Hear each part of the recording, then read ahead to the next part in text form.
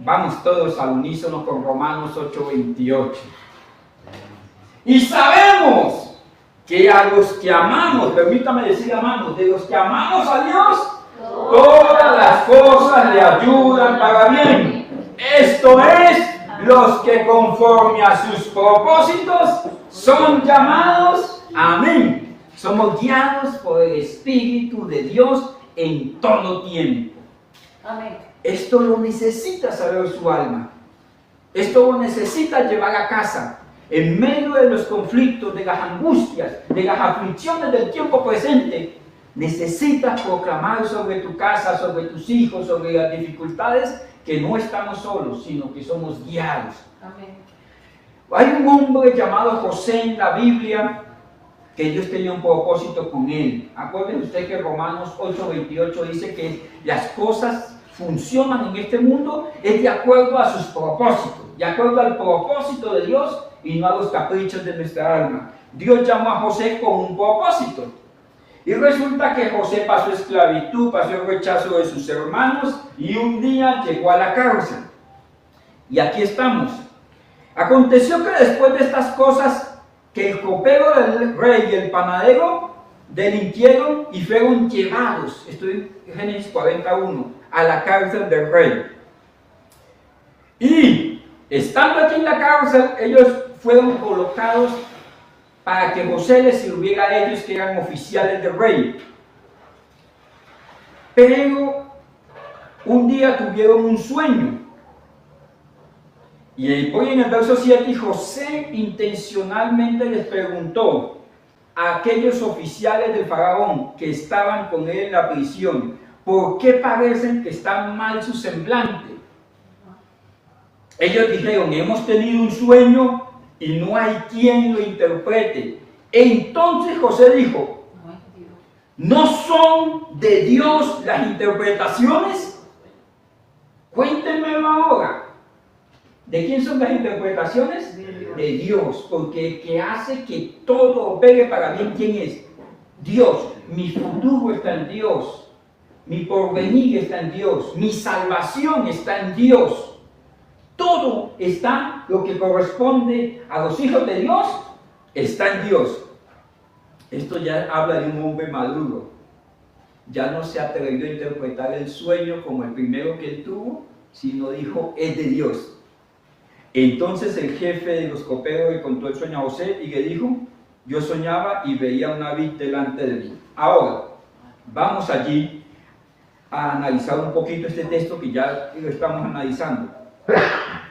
Todos estos procesos que José llevó son los procesos de la vida. Hay en la Biblia hay unas cosas, hay una interpretación que se llama sombra y figura de lo que había de venir. Por ejemplo, el corderito que sacrificaban por causa del pecado, donde venía el pecador y un cordero sin mancha y colocaba sus manos sobre él, sombra y figura de que los pecados del pecador, discúlpenme la redundancia, pasaban a ese cordero que era sacrificado, y al haber sangre y le perdonaban los pecados a ese pecador, era sombra y figura de ¿quién? De Cristo. De Cristo, el cordero que había de venir. Ustedes ven a Moisés como el libertador, es la sombra y figura del que nos libertó de la paga del pecado, que es la muerte. Ustedes pueden ver en Abraham, en el cual serán benditas todas las naciones. ¿Ustedes saben quién son benditas todas las naciones actualmente? En Cristo, porque todo aquel que en él cree no se pierde, mas tiene vida eterna. O sea que Abraham es la sombra y figura ¿de quién? De Cristo. ¿Entendemos el concepto? Ahora, la cárcel para José es sombra y figura de las aflicciones del tiempo presente. Romanos 8:18. Pero también podíamos homologar la cárcel por allá en Oseas 2:14 dice, la atraeré al desierto y hablaré a su corazón. Esas aflicciones también es sombra y figura del desierto, es sombra y figura de las aflicciones del tiempo presente. ¿Han escuchado ustedes el término que la gente dice, estoy pasando un desierto, pastor, terrible? La sequedad. Hay momentos en que somos fértiles y todo prospera. Pero hay momentos en que todo se seca y son tipología de las aflicciones del tiempo presente. Pero no es comparable con la gloria de Dios. Ninguna de las aflicciones del tiempo presente son comparables con la gloria de Dios, que en alguna medida se va a manifestar en sus hijos, en este mundo y en el venidero. O sea, yo no puedo colocar un contrapeso con mis aflicciones y la gloria de Dios, con mis aflicciones y el poder de Dios, con mis aflicciones y la benevolencia de Dios. No puedo decir, Dios ha dejado de ser bueno. No hay comparación. ¿Me llevan la idea? Entonces, si no es comparable con la gloria de Dios, con el poder de Dios, con la benevolencia de Dios, ¿cómo puedo entender yo las aflicciones de este tiempo?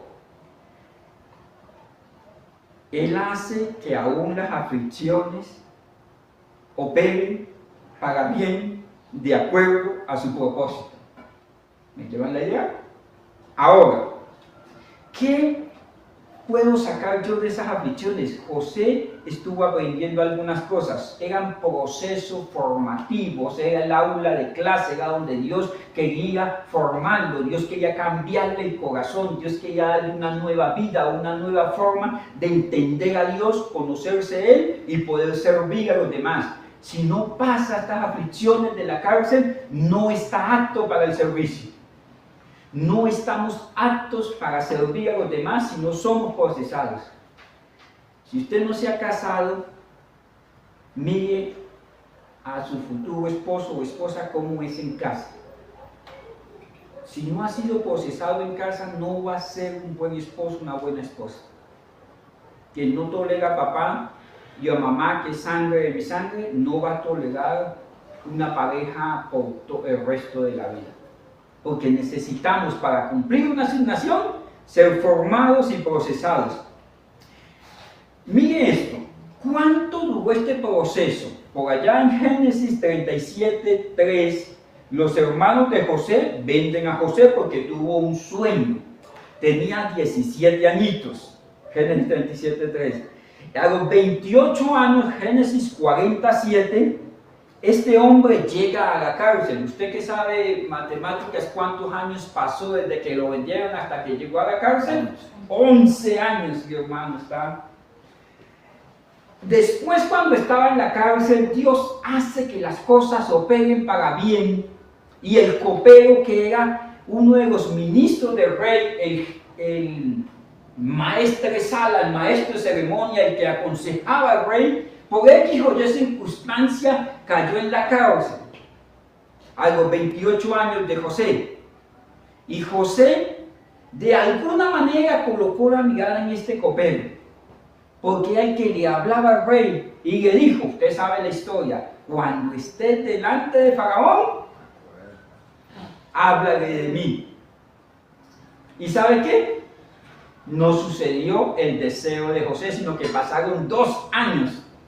Hasta el año 30 de la vida de José pudo salir de allí. Y cuando nosotros vemos que cuando él se reencuentra con los hermanos tenía de 37 a 39 años. Si tenía 37 años, ¿cuántos años pasaron para volver a ver el rostro de su padre y de sus hermanos? 20 años. En esos 20 años, ¿dónde estaba Dios? Y Jehová estaba con él y él prosperaba. Pero mire, ¿estaba en la cárcel? ¿Estaba en la servidumbre? ¿Estaba en el servicio? ¿Estaba en la tentación? ¿Estaba en el desprecio? ¿Estaba cuando los golpes de sus hermanos, que sus hermanos lo golpearon al punto de que lo querían matar? ¿Estaba Dios con él? Sí. Pero mire, que hay veces que yo creo que Dios no está, porque no estoy reposado sobre almohadas de algodón. A veces tengo la cabeza sobre la piedra. y no hay más nada sobre en qué recostarme. David dice, mi alma anduvo mucho y no consiguió consolaciones. Yo sé que usted y yo hemos pasado en eso. Cuando usted ha andado mucho y ni mamita a veces nos quiere. Porque todo lo que el hombre considera firme, valioso, más allá de Dios es idolatría y Dios no comparte su gloria con nadie. Un hombre que lo mandaron a Nínive se fue en un barco en el cual se creía que se sentía seguro. ¿Y sabe qué pasó con el barco? ¿Alguien se acuerda? ¿Qué culpa tenían esos marineros? Dios estremeció el barco. Esto yo se lo enseño a los hijos y a los padres. Le digo, hijos, su provisión es su papá. Si Dios se agrada de usted, Dios proveerá a sus padres. Y lo mismo digo a los padres, padres, ustedes son provisión para los hijos. Sus hijos no tienen que pasar procesos de disciplina por los desórdenes de nosotros los padres. Dios estaba formando, pero hay veces que yo tengo al Dios que Él es mi pastor y nada me falta, pero hay veces que tengo al Dios que provee. Ustedes saben que en el Salmo 23 se muestran todos los nombres de Dios como lo llamaban en la antigüedad. Jehová es mi pastor y el que provee, nada me faltará. En lugares de delicados pastos, el Dios del descanso. Dice, más adelante dice, aderezas mesa delante de mí en presencia de mis angustiadores. ¿A cuánto les gusta este texto? El Señor adereza mesa. O sea, está en la escena de la película de nuestra vida, cuando el Señor lo honra a uno y tiran la alfombra. Va a entrar el señor Leo, quítense de ahí porque llegó el tiempo de la honra y los enemigos. Esto suena espectacular. Aderezas mesa delante de mí en presencia de mis angustiadores. ¿Quién coloca la mesa? Dios. ¿Quién sirve lo que está en la mesa? ¿Quién? Porque es aderezar. Ustedes que son bastante gourmet saben que usted hace la ensalada y compra el aderezo, o hace el aderezo y se lo echa. Es cuando usted llega a comer y allá en Dubái y hace la sal. Es aderezar, o sea, Dios sirviéndole a un hombre. O sea, esto es lo que yo no puedo entender de un Dios. O sea, cuando digo benigno, bueno, es que no tiene límite. Siendo malos, nos redimió. Siendo infieles, permanece fiel. O sea, ahí no me cabe la lógica. Él adereza la mesa, coloca la mesa en el desierto, en lo imposible, porque en el desierto no hay mesas. Carga la mesa por los desiertos, tiende la mesa, carga el mantel, dispone la provisión en el desierto y la adereza. ¿A ti qué te gusta? No, que me gustan las fresas con chocolate. ¿Dónde que quisieras trabajar? Hay gente que dice, no, pero yo tuve que ir al campo y trabajar 20 años y hasta que me trasladaron aquí. Y en cambio fulano sale de la universidad y ¡pim! Dios adereza mesa donde quiere. Como quiere. ¿Sabe por qué? Porque le dices, adereza mesa delante de mí. Pero mire lo que implica el texto. El Dios que provee, ¿se acuerdan ustedes cuál es el Dios que provee, como llamaban en el Antiguo Testamento? Jehová Jireh. Pero cuando usted va en profundidad al texto, dice, el Dios que provee y el Dios que se hace cargo. No solamente te provee el sustento, el pan, la mesa en medio del desierto, pero no, si Él te provee lo que tú necesitas. Se hace cargo del menú. Me llevan la idea cuando digo se hace cargo del menú. Yo lo invito a almorzar a usted. Discúlpeme, soy muy gráfico del tema. Pero muy pocas veces los que han venido a comer con el pastor le dice, ay, ¿te gustan los huevos estrellados, cocidos, revueltos o tibios? No, lo que le proveemos usted come. Usted no le dice al hijo, y si se lo dice, estás criando a alguien maleducado. Hijo, hay carne, ¿la quieres frita, en bistec, estrellada, molida, desmechada? ¿Qué quiere el príncipe hoy? No. Usted dice, esto es lo que le proveo como padre para que tú como hijo estés bien. Si usted a un niño de 5 años le dice, ¿qué quieres? ¿Paquetes, chitos, papitas, bombombones? ¿O quieres la rica y deliciosa sopa de brócoli que te va a hacer muy bien? ¿Él qué va a escoger? ¿Le conviene lo que él quiere?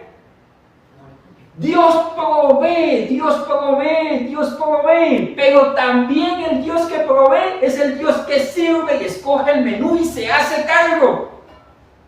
Pero yo quiero que Dios me provea y yo hacerme cargo. Y ahí le dice, piden y piden mal. ¿Alguien me acuerda el resto del texto? Porque piden para gastar en sus propios deleites y caprichos. ¿Dios puede proveer? Sí. Pero si me da todo lo que mi corazón caprichoso quiere, me voy a ir por el despeñadero, me voy a echar a perder. Jehová Jireh es el Dios que provee, pero el Dios que se hace cargo de lo que provee. Yo no puedo gastar lo santo de Dios en lo profano del mundo. Yo no puedo dedicar lo que Dios me ha provisto a los ídolos, a la vanidad de este mundo. Aún tus finanzas, aún tu tiempo, aún los talentos, Dios los ha provisto y Él se hace cargo de ellos. Si no dejo que Él se haga cargo en la necesidad de mi corazón, Dios sigue siendo Dios. Pero no voy a tener el deleite del Dios que provee, de la provisión de Dios, se va a volver tortuoso. Es más, como dice el capítulo 6 de Eclesiastés, no voy a tener el don del disfrute. Sé cantar, pero me meto en problemas. Soy muy, así como ustedes, muy simpático. Bendito el Dios que provee. Me meto en problemas porque Dios quiere hacerse cargo. Dios le proveyó a José todos los estadios de formación en la cárcel. No vamos a tener el tiempo para estudiarlo todo. Pero allí, donde Dios proveyó en sus tiempos, fueron 21 años desde que salió de la casa hasta que estuvo con sus padres, viendo el rostro de su padre nuevamente.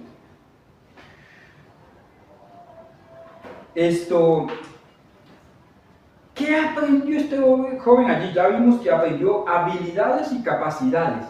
Con que usted sepa cantar no quiere decir que pueda dirigir la canción. Con que usted tenga dinero no quiere decir que tenga el deleite del dinero. Hay gente que tiene la habilidad de hacer las riquezas. Esto es lo que dice en Deuteronomio 28, la capacidad, la fuerza. Dios te da el poder de hacer las riquezas. Pero ¿cuántos con riquezas no tienen la capacidad de administrarlo? ¿Cuántos con dones como Sansón no tienen la capacidad de administrarlo? ¿Cuántos con una gracia enorme de parte de Dios no tienen la capacidad? Que yo tenga la habilidad no quiere decir que yo tenga la capacidad. Una cosa es engendrar, otra cosa es ser papá. Una cosa es tener casa, otra cosa es tener hogar. O sea, capacidad. Esto lo tuvo que aprender sirviendo. También aprendió que necesita ser sensible al amor transformador de Dios. Dios le perdonó la vida a José porque con la afrenta a la esposa de Potifar era para que hubiese muerto. Cuando yo veo que Dios me perdona a mí, yo puedo ver con misericordia a los demás.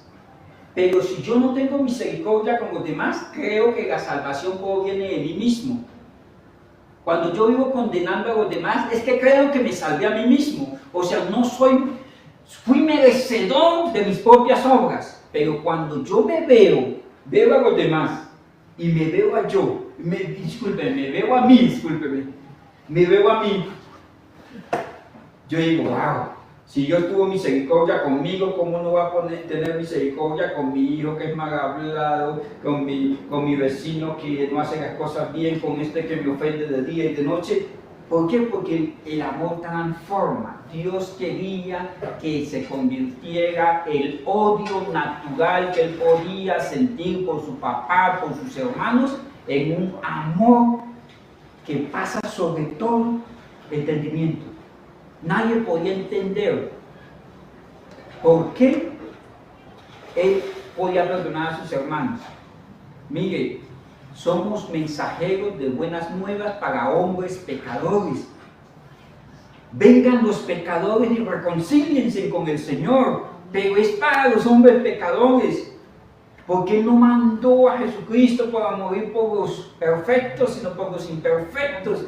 Es colocarnos los lentes del amor, pero cuando me quieren colocar los lentes del amor, yo los empaño con los preceptos de mi corazón y comienzo a decir, ¿mereces la salvación? No la mereces, Dios te puede perdonar, Dios te va a condenar. No, yo simplemente soy el mensajero, no soy el juez. Esto lo aprendí en la cárcel, esto lo aprendemos en los desiertos.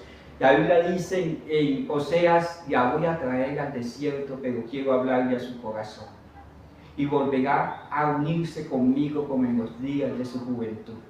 En los días en que conociste a Dios, en los días en que no había quien te espantara, sino que Dios era el todo. José necesitó aprender a ser paciente. Desde que salió de la casa a 17 años, hasta que vio el rostro de su papá a los 37 años, ¿cuántos años pasaron? 20 años. Hay gente que llega y dice, pastor, ayúdeme a orar, estoy orando por el Señor por un trabajo. Bueno, hermano, ¿y cuánto llevo orando? No, pues desde el domingo comencé un ayuno y he orado todos estos 3 días, pero el Señor, yo siento que el Señor no me responde. 20 años. 20 años esperando que si Él me llega a vida viviré y si me llega a muerte morirá, pero lo que sí sé es que Dios no tiene por tardanza sus palabras.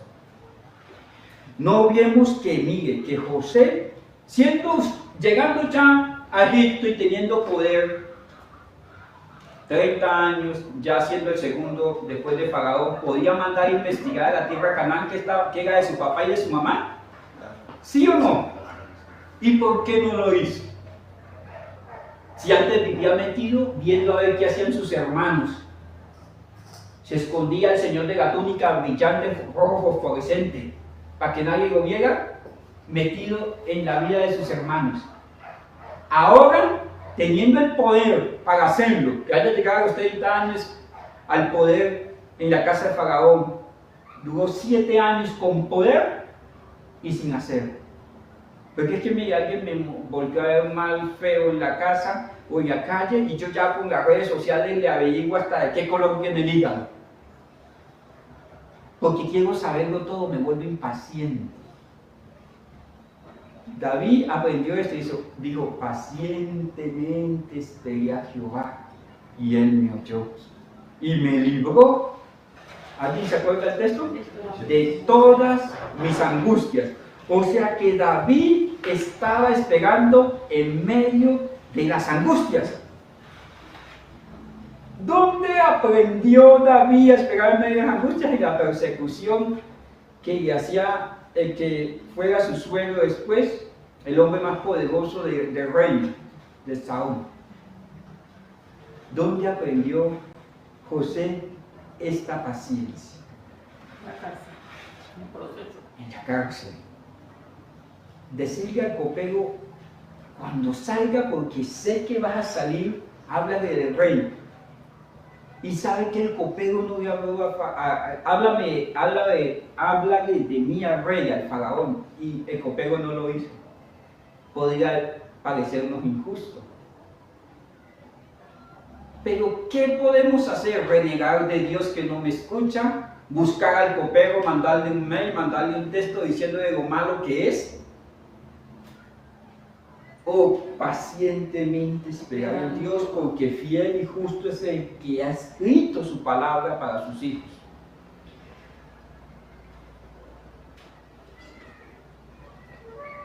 José se reúne con su papá, miren, José llega al reino a los 30 años.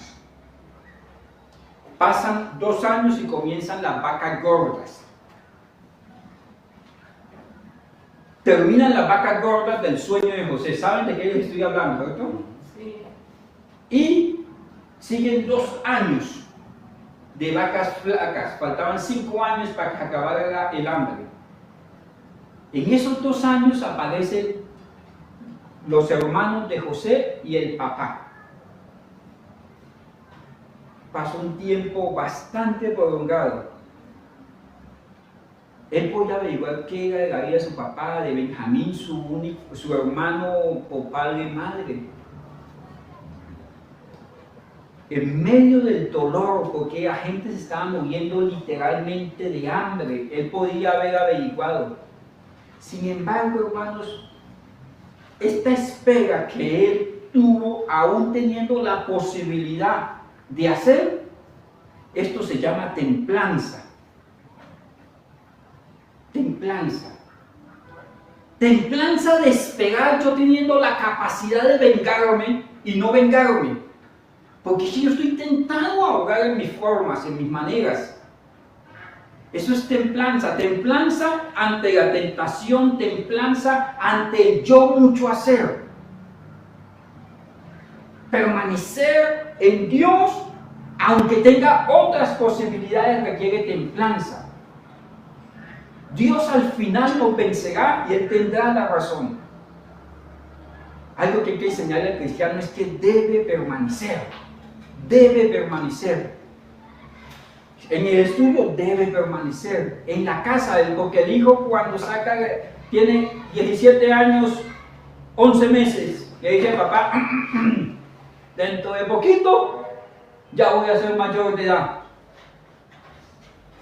Y él cree que cuando vaya a ser mayor de edad el mundo se va a cambiar. ¿Cómo vas con eso? Y dice, no es que mi papá está cucho y está chocho y él no entiende y él no sabe. Y uno le dice, venga hijo, usted necesita permanecer en la casa de su padre hasta que se cumplan los ciclos. Yo ya estoy grande y él me trata como un bebé. Sí, pero él es el papá, necesitas templanza. Pastor, que me quiero ir de la casa porque con este señor ya no me aguanto, esta señora no me aguanta. Hijo, necesitas templanza. Si usted se va por ahí y consigue un sapo que ya está convertido en príncipe, se que vaya a volver y se va a volver sapo de nuevo. Porque necesitas permanecer, templanza. Templanza teniendo la oportunidad de salir corriendo. Teniendo la oportunidad de hacer o de no hacer, necesito templanza. ¿Sabe usted que usted se congrega no por el deseo? Usted se congrega porque a los cristianos maduros ya les es impuesta la necesidad de adorar a Dios, de tener comunión con los santos y de aprender de la palabra de Dios. No es opcional, porque necesita templanza.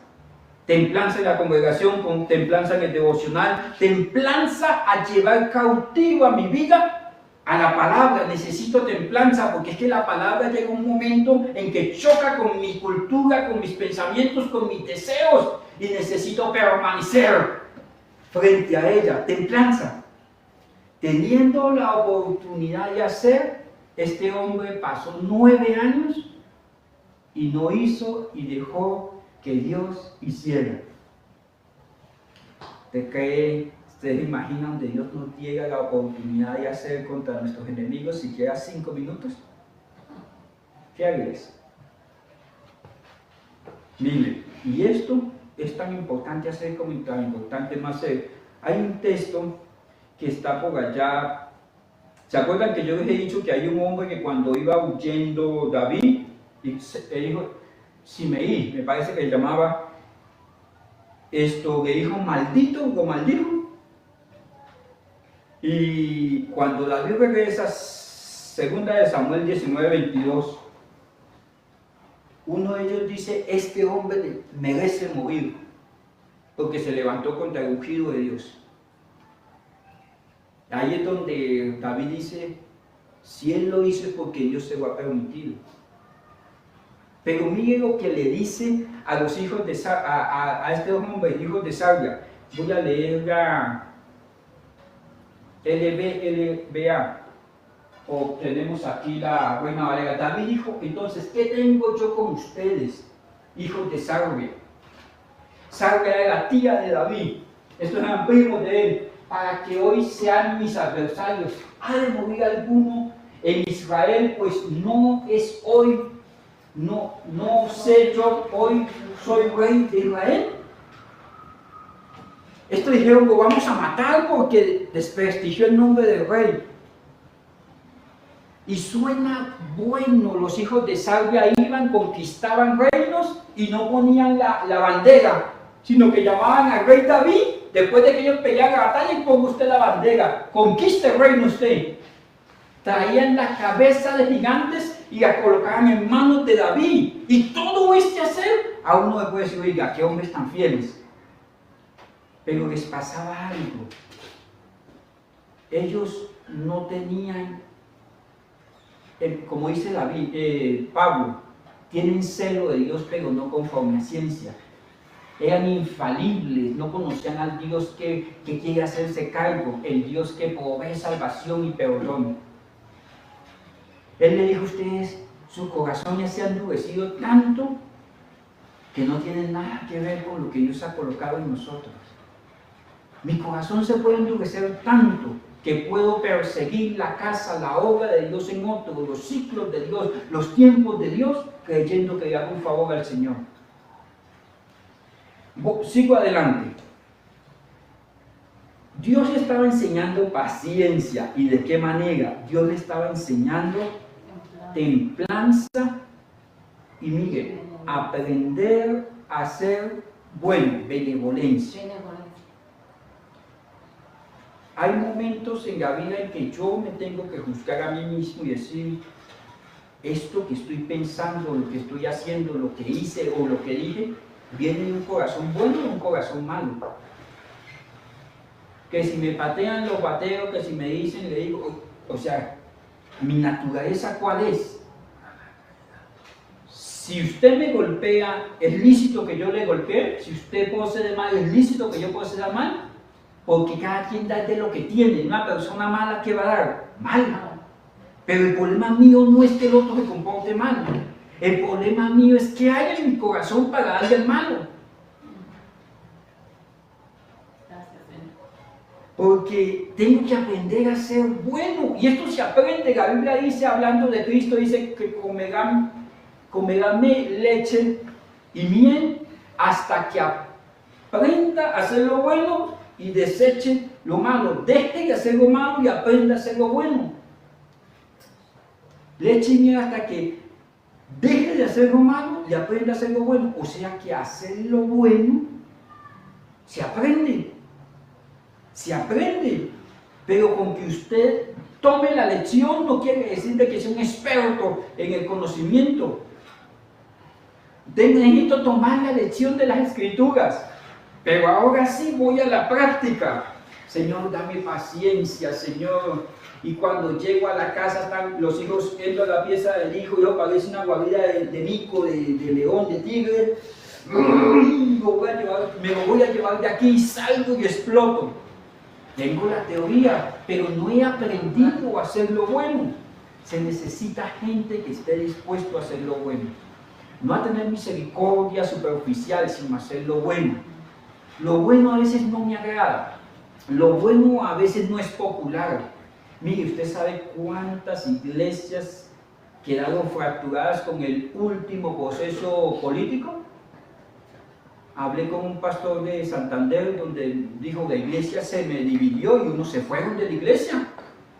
Dije, pero ¿valía la pena? ¿O era que te iban a nombrar vice? No valía la pena levantarme contra mi hermano de sangre. No vale la pena pelear por la herencia, no vale la pena porque mi hermano no hace lo que yo digo. O sea, no vale la pena. Tengo que aprender a vencer con el bien el mal. Y esto se aprende. ¿Cómo aprendió este hombre llamado José a ser bueno? Practicando la benevolencia. Practicándola. Todos los días tienes la oportunidad de ser bueno. Esa benevolencia tiene que ver con la empatía, considerar al que va atrás en el proceso o al que va adelante en el proceso, considerándonos a nosotros mismos. ¿Cómo tenemos que ver a los demás? Ama al Señor tu Dios sobre todas las cosas y a tu prójimo. Amén. En el mismo peso en que yo me puedo amar. También estaba aprendiendo a ser un siervo humilde. Esto tiene que ver con el Dios que provee. Dios provee a sus siervos, Dios provee a los que le sirven. Pero que Dios me provea no implica de que yo voy a robar su gloria. Si Dios me provee porque soy su siervo, tengo que aprender a ser un siervo humilde. Esto, ser humilde, me lleva a una cosa. Humilde no es que yo ande todo remendadito o odiando por allá con golpe de ala o alguna cosa. Eso no es humildad. Eso es otra cosa.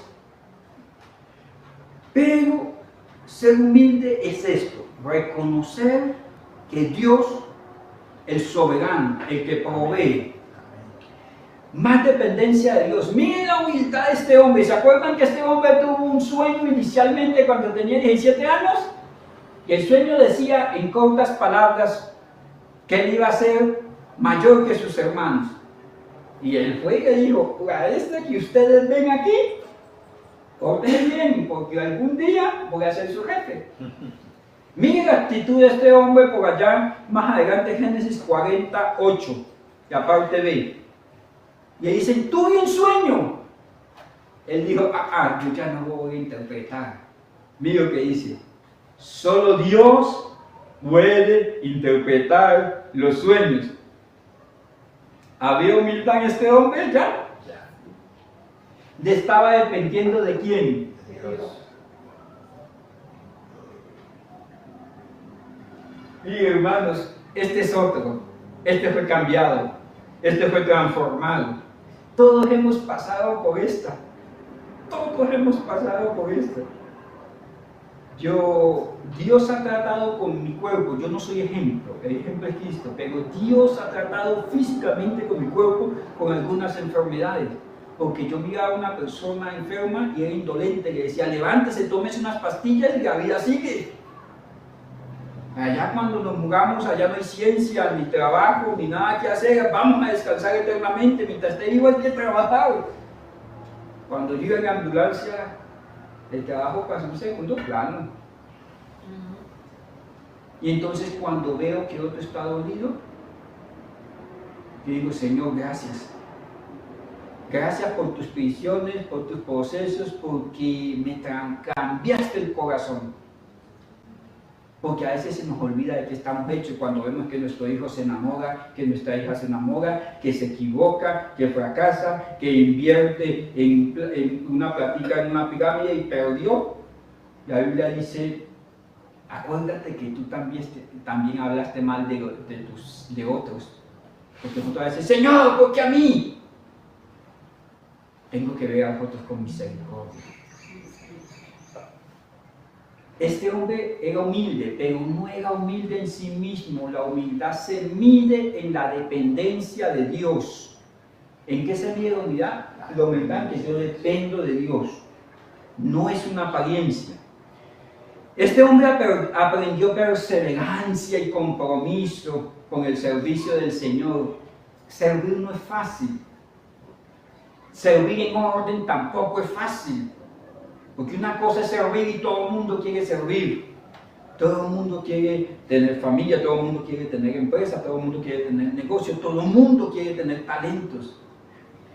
Y es más, se puede servir de alguna manera sí, pero es que no habrá sacrificio que yo, no puedo presentar a mi Señor sacrificio que no me cueste nada. Y esto no estoy hablando de finanzas, estoy hablando de tiempo, estoy hablando de ¿qué es lo mejor que le puedes presentar al Señor? ¿Qué es lo mejor para llevarle al Señor? Y a veces nos cansamos de servir bien y comenzamos a servir de cualquier manera. Imagínense que tuvo que servir en la casa de Potifar, tuvo que servir en la cárcel donde él decía, yo soy inocente y no tengo por qué estar aquí, porque el texto nos lo registra que él sabía que era inocente, se confesaba inocente y lo creía que era inocente. Y sin embargo nunca dejó de servir. Pasó angustias y depresiones, sí. Muestra de ello es que le dijo al copero, cuando estés con el Señor, con el faraón, acuérdate de mí, estaba pasando la mano, pero nunca dejó de servir. Cristo horas antes de ir a la cruz, tomó el paño, la toalla para lavar pies. Estaba a esto de ver la gloria de Dios, de volver a su deidad 100%, a 100% de la deidad que tenía aquí en la tierra se iba a manifestar nuevamente en él. 100% Dios, 100% hombre, pero iba a trascender del mundo de los vivientes hasta a la derecha del Padre. Mañana estarás conmigo en el paraíso. Y sin embargo, horas antes estaba limpiando pies. No se cansó. ¿Qué buscan los procesos de la vida? Que yo no me canse de servir. Porque hay gente que dice, no, yo ya cantaba mucho en la vida, desde que antes de nacer ya me llevaban a culto. Mi mamá estaba embarazada, ahora les toca a ustedes. No, yo ya he hecho mucho, yo ya he caminado mucho. Los papás decimos, yo ya lo crié. Nos cansamos de servir. Este hombre era día, noche, año tras año sirviendo. La Biblia dice que cuando el Señor nos alcance, nos haya haciendo así lo que Él nos mandó a hacer. He visto personas que al final de la vida entregan la asignación. Buenos papás cuando tenían bebés, malos papás para ser abuelos. Buenos trabajadores cuando los nombraron, malos trabajadores cuando tenían 30 años. Ministros abnegados cuando conocieron del Señor, ministros perezosos al final del camino. Un cristiano que no puede permanecer, hermano, no suma a la obra de Dios. No es para la gloria de Dios lo que está haciendo, es para su propia gloria. Voy un poquito más allá. Mire, José estaba preso, pero la palabra de Dios no estaba presa. Porque, acuérdense ustedes que Isaías dice que mi palabra no volverá vacía y hará la obra para la cual la envié. Una cosa es que yo me meta en mis prisiones, en mis angustias, y otra cosa es que sea procesado por el Señor.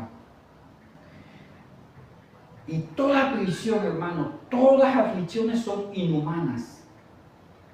O sea, en alguna manera viene contra mi humanidad, contra lo que hay en mí, contra lo que dirían los psicólogos, mi alter ego, según John. Esa imagen que yo creé infalible de mí y Dios me ha provisto, entonces ahora soy más grande. La gloria de Dios sigue siendo igual, pero yo soy más grande, más poderoso, tengo más disfrute. Y la gloria de Dios solamente se refleja en nosotros. Se refleja, Él sigue siendo extremadamente glorioso. Y nosotros humanos, a los cuales se les mostró un destello de su gloria. Por gracia. Mis hermanos, actualmente nosotros podemos vivir, y más en esta época de hipercomunicación, casi que es un mundo cibernético, un aislamiento, hermanos. Cristo entra a Jerusalén y ve a todo el mundo junto y dice que estaban como solos y desprotegidos como ovejas que no tienen pastor. Hay gente que no se comunica porque se vive 100% comunicado con las redes. Es un aislamiento al cual están condenados nuestros jóvenes como nunca antes. Por ejemplo, Japón tiene un problema que hay jóvenes que llevan 6 meses de salir de la habitación. Usted lo busca y dice imposible, 6 meses le pasan la comida por debajo de la puerta. y no salen de allí, están bajo luces todo el tiempo, en sus sillas reclinables, jugando en línea, trabajando en línea, haciendo algunas cosas, están presos y creen que nos dieron libertad, están presos, están totalmente presos. Esa es una de las cárceles que más estrago está haciendo en los últimos años. La cárcel de la soledad, del abandono, porque mire, estamos abandonados, hay un sentimiento de abandono, donde el papá dice, yo pastor, yo a él le suplo todo lo que necesita, le doy la leche, los pañales, le doy la comida, le doy la matrícula, le doy para que salga al cine, le doy todo. Yo no sé por qué mi hijo es así, sencillo, no tiene todo lo que da un papá, pero le falta algo, papá. No, él es buen esposo, lo que pasa es que él no es cariñoso, le falta algo, a la señora. Esposo, sí, pero yo pago el arrendo, pastor, pero no tiene esposo, un abandono, y eso se siente en el alma. Y lo bueno se aprende, por ejemplo, llegar cansado de decir, hijo, venga, está vivo, está muerto, a veces uno no tiene cómo le fue, cómo está, cómo se ha sentido. Esto se aprende. El abandono es una cárcel, la depresión constante es una cárcel. Miren, hermanos, en este tiempo la gente se deprime por cualquier cosa, porque vivimos en unas apariencias donde la gente arrenda un B&B y va y se toma la foto y hace el video y dice, aquí en mi humilde morada. Y usted ve eso y él se graduó con usted en la universidad, usted dice, mire, es el éxito. En cambio yo en la casa de mi papito y mi mamita. Eso genera depresión inducida. Sale gente y dice, mire, yo compré un Bitcoin hace 20 años, ahorita vale 200 millones y me costó uno. Genera, y no es verdad, genera depresión inducida. Lo otro, hay algo en el corazón del humano que en esta época se ha maximizado de rechazo. Porque la sociedad está organizada de tal manera que están aquí los comerciantes, aquí están los hermanos viejos, aquí están los que se visten con jean, aquí están los que se visten con sudadera, y por sí mismos los procesos sociales se regan. Y la gente dice, no, yo no voy a hacer servicio porque es que no me siento cómodo. Yo no voy a esa iglesia porque es que allá cantan más viejitos, aquí cantan más espelucados y hay un rechazo autoinfligido. Y es una cárcel. Es una cárcel. Los rechazados, la Biblia habla específicamente de los rechazados en Isaías 53, 54, dice a los despreciados, a los rechazados, a los que estaban en cárceles de oscuridad. Esto no habla de una cárcel metida en la tierra, esto habla de las cosas de la mente, cárceles de oscuridad. Siendo perseguidos por sí mismos, el autorrechazo, un hijo que constantemente le están diciendo que es malo, que es feo, que no va a avanzar, alguien que totalmente lo está desaprobando, alguien que siempre le está recordando el último pecado, está siendo rechazado y llega el momento en que él no se cree digno de misericordia. Lo han rechazado tanto que dice, para mí no hay perdón, para mí no hay oportunidades. Y es más, la mente se lo cree. Y es de esa cárcel hay que salir, porque esto no se trata de nosotros, se trata de que estamos en las manos de un Dios bueno. Miren, el Evangelio no es letra muerta, el Evangelio es la solución para los que están sufriendo en diferentes cárceles. Es una realidad que tenemos nuestros hijos. Ahorita los que tenemos hijos que no tuvieron nuestros padres, de pronto nuestros abuelos, que su hijo puede ser muy bien formado, muy bien estudiado, y eso no le garantiza que se abra espacio en el mundo laboral. Y él se siente, discúlpeme el término, de pronto no aplica aquí, inútil. Usted le dice, hijo, tenga paciencia, tenga fe, tenga esperanza, estudie, capacítese. Y él dice, ¿para qué? Vive la vida con desconsuelo. Y nosotros como iglesia a esto no le respondemos. Que tenemos personas en la casa, bajo nuestro techo, que están con un nivel de frustración que ni en Dios creen. Y es una realidad. Y están con nosotros y nosotros lo maquillamos de que cantamos un corito, de que vamos a la iglesia y ese dolor está ahí. ¿Cómo le puedo yo decir a un hijo que está frustrado después de tanto estudio, decirle que hay esperanza en Dios?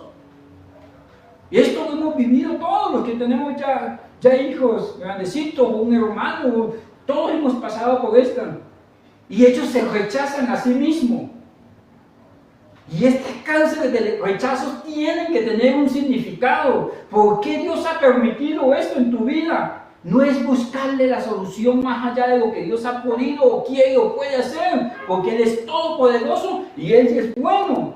Es buscarle significado a esto en ellos y nosotros mismos. No hemos estado en estas cárceles. Son cárceles que incluyen amenazas de adentro. Pablo dijo, de afuera persecuciones, de adentro temores. De afuera de nuestros entornos. Por un lado de inestabilidad emocional y por el otro lado de inestabilidad espiritual. Porque es que hay mucho pueblo de Dios que le han llevado a las emociones. Y entonces él dice, yo sentí la presencia de Dios. Sí, pero ¿qué vas a hacer cuando llegues al conflicto en casa? ¿Vas a caer en la cárcel?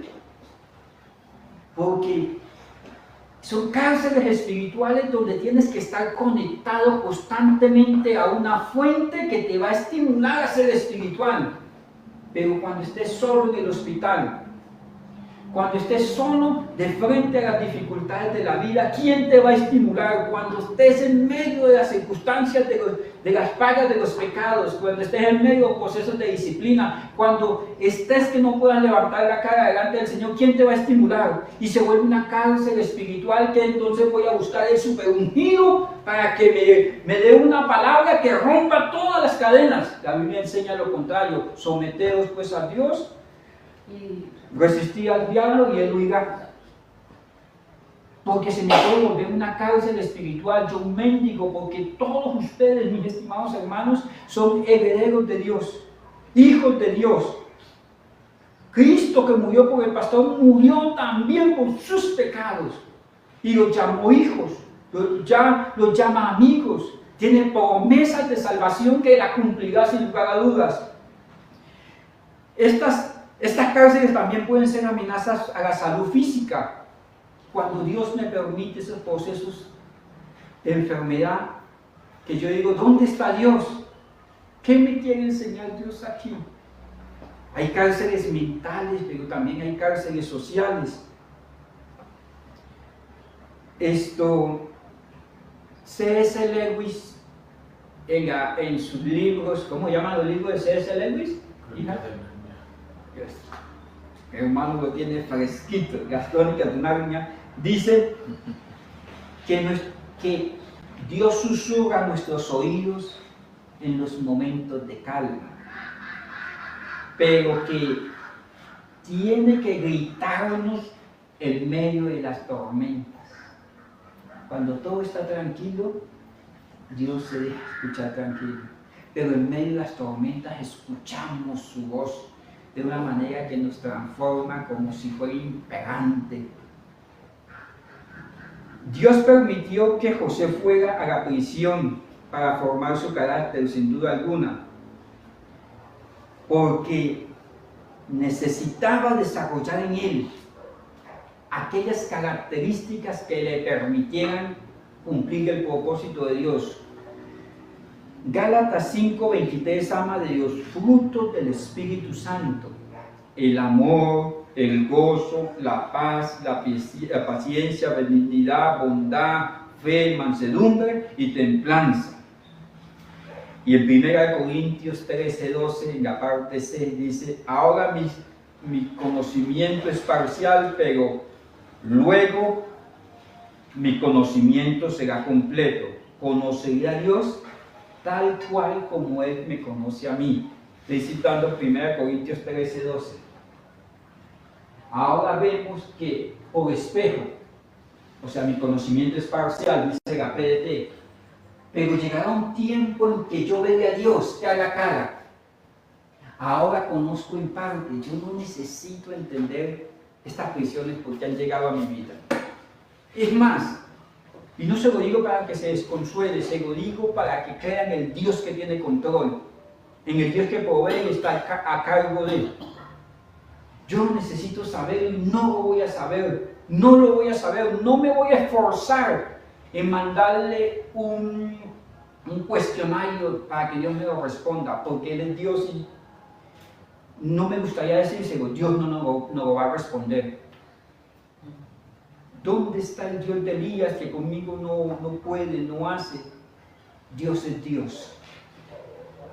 Lo veré cara a cara, esa es mi esperanza. Ahora conozco en parte, pero entonces conoceré como Él me conoce a mí. ¿Quién es el que me conoce? Él conoce tus hijos, tu destino, tu final. Él conoce lo que tú no has podido ver. Él conoce los propósitos y hace que todas las cosas operen para bien. A veces mi visión es miope, pero Él me conoce. Por tanto me gozaré, dice Salmo 31, 7 y 8, y me alegraré en tu misericordia. Yo no conozco por qué ha venido esta circunstancia, pero me gozaré en tu misericordia, porque has visto mi aflicción y has conocido mi alma en la angustia, y no me entregaste en manos del enemigo. Jamás la cárcel podrá tener victoria sobre sus hijos, porque es un propósito en Dios. Pusiste mis pies en lugares espaciosos. Dios quería que este hombre entendiera algo. Él es el Dios que provee, Jehová Jireh, pero también el Dios que está a cargo. Él quería que José entendiera que Dios es soberano. Esta es la palabra Adonai. Dios es. Dios es Dios. Uno de mis pastores, yo iba con las quejas y me decía, Dios es Dios. ¿Pero por qué? Dios es Dios. Hay muchas respuestas que no vamos a conocer, pero que sí sé es que Dios sigue estando en su trono. Amén. Isaías, en el peor momento de su vida, levanta los ojos al cielo y ve que Dios estaba en su trono. Miró hacia la tierra y acababa de morir el rey que era su tío. Y comenzó la persecución contra él. Pero cuando dice, y en estas circunstancias de persecución, levanté los ojos y vi al Señor que estaba en su trono y sus faldas llenaban todo. En medio de mis cárceles, depende de lo que yo esté viendo, pero si yo digo al cielo, Él sigue siendo Dios. Yo puedo ver a mis hijos desordenados, pero Él sigue siendo Dios. De pronto mi economía no estará mejor, pero Él sigue siendo Dios. De pronto los temores me están carcomiendo, de pronto el autorrechazo, de pronto la conmiseración de mí mismo me está consumiendo, pero Él sigue siendo Dios. Dios quería que José aprendiera que era el Elión. El Elión, Adonai, es el Dios soberano, el que gobierna. El Elión es el Altísimo. Por encima de la cárcel está Dios. Por encima de la enfermedad está Dios. Por encima de los enemigos está Dios. Por encima de las tormentas está Dios. Así como Él es soberano, como Él provee, como Él está en control, como Él es el soberano, también es el Dios supremo que está por encima de toda su creación. La Biblia dice, tus enemigos los buscarás y no los hallarás. Un día la depresión no estará, un día el rechazo no estará, aunque afligido y necesitado, un día Dios pensará en nosotros. Hermano, que usted hoy no tenga un empleo, que no tenga una casa, que no esté en paz con alguien, hermano, ese no es el fin de la historia. Déjeme decirle que Dios es soberano y que Dios es supremo. Que hoy estés pasando momentos de enfermedad, déjeme decirle que Dios es supremo. O sea, no se lo digo como testimonio propio, se lo digo como testimonio de las Escrituras. Que la Biblia dice que Él es soberano sobre toda su creación, que Él es soberano, está en control y Él no está, no puedo hacer, no es comparable su grandeza, la supremacía. Hay una palabra en hebreo que es inexpugnable. y lo utilizan los abogados cuando dicen tengo una prueba inexpugnable, o sea que la fortaleza de la prueba no puede ser atacada, no hay forma en que la gloria de Dios sea raída. En cualquier circunstancia su gloria no puede ser raída, no puede ser atacada. Dios se llevará a gloria porque su soberanía lo excede todo. Más allá de los planes humanos, a favor o en contra, Dios lo va a exceder siempre todo. Porque Dios atacará en medio de los procesos todos los falsos dioses. Cuando en Primera de Reyes, capítulo 17, verso 1, Dios manda a Elías y dice, dile al pueblo que viene sequedad. Porque Dios manda que hablemos su palabra. Mira, ahorita hay muchos analistas de todo. Analistas políticos, analistas médicos, analistas del pasado, analistas del futuro, analistas de pareja, y todo el mundo opina. Y opinan, y opinan, y opinan, pero muy pocos dicen, mire, así dice el Señor. Manda que los hombres de toda raza, de toda nación se arrepientan. Porque es que el mensaje que nos mandaron a dar fue conciso. Es uno solo. A Elías lo mandan y le dice al pueblo, viene sequedad. ¿Sabe usted qué hizo este mensaje en el pueblo? En cuestión de horas, de días, cuando comenzó la sequedad, estaban adorando a Baal y pidiéndole a Baal, 400 profetas de Baal, que les mandara agua. Y no solamente estaban 400 profetas de Baal, ¿sabe usted quién estaba allí? Todo el pueblo de Dios, todo el pueblo de Dios, detrás de los Baales. ¿A qué vino la sequedad en el pueblo? ¿A qué vino? A revelar que ellos no estaban reconociendo al soberano, al Altísimo como Dios. Ellos tenían otro Dios. Y la Biblia enseña que no haga dioses ajenos delante de Dios. O sea, en apariencia de piedad adoraban al Dios vivo, pero se estaban inclinando a los Baales. O sea, es cuando yo, en medio de la necesidad, no acudo a Dios, sino coloco mi confianza en los hombres. Jeremías.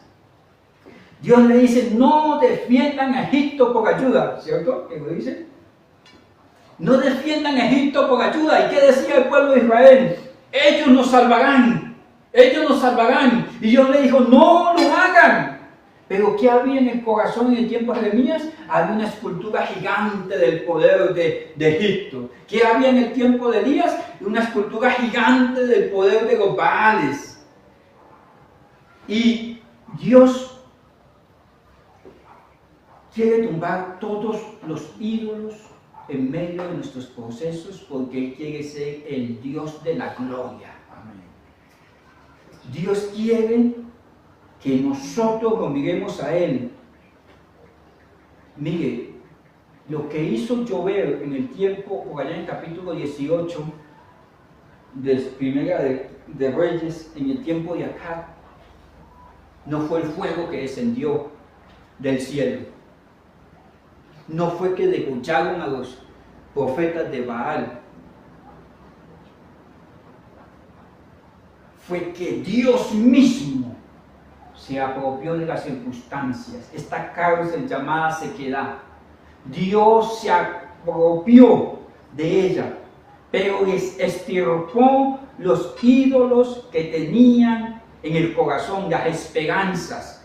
Ellos mismos se consideraban ídolos. Ellos creían que porque Dios les había honrado como pueblo, que Dios les había preferido como pueblo, ellos se creían más poderosos aún que el Dios que los bendijo. Dios los tumbó a ellos mismos de su propia vanagloria, porque no hay gloria sobre la gloria del Señor. Y el que no reconoce que somos objetos de misericordia, Dios no nos debe nada, hermanos, tenemos un ídolo en el corazón. Cuando desciende el fuego, el pueblo dice, este es el Dios de la lluvia, el Dios que tiene poder.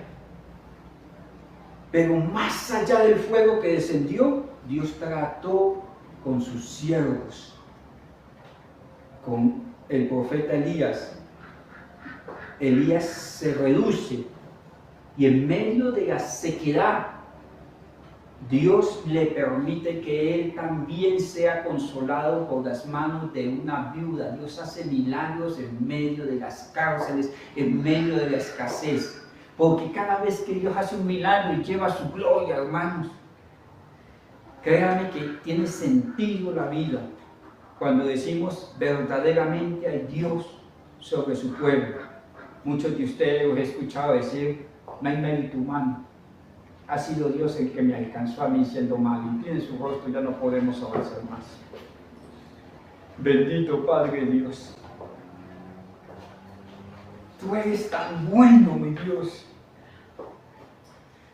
Te lo suplicamos, Señor, en el nombre de Cristo, que como Dios bueno nos enseñes el porqué de todos estos procesos. Yo sé que ninguna de las aflicciones del tiempo presente, Señor, son comparables con tu gloria. Tú eres el Dios que ha provisto, que provees, pero que estás en control. Has provisto para nuestra casa, para la congregación, para el templo. Señor, has provisto trabajo, has provisto salud, has provisto perdón, has provisto nuevas oportunidades. ¿Quién soy yo para decirle a Dios que provee, que me deja el mando, que me deja el control? Mi prosperidad viene de ti, mi salud viene de ti, los talentos vienen de ti, el ministerio viene de ti. Tú has provisto, estás en control.